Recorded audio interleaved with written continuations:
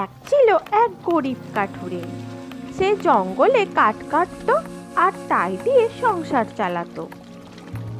একদিন সে জঙ্গলের ভিতরে একটি সুন্দর হাঁস দেখতে পেল। হাঁসটি আর সাধারণ হাঁসের মতো ছিল না, তার পালক ঝলমল করছিল। হাঁসটি মিষ্টি গলায় বলল, আমাকে ছেড়ে দাও, আমি তোমাকে সাহায্য করব। কাঠুরে দয়া করে হাঁসটিকে ছেড়ে দিল।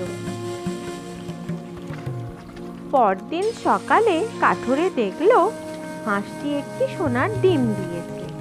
কাঠুরে খুব খুশি হলো।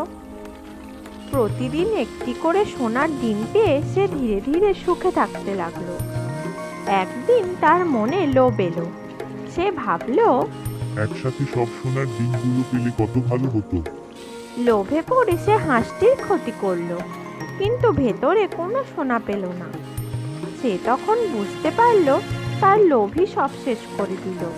কাঠুরে খুব অনুতপ্ত হলো, আর কখনো সে লোভ করবে না।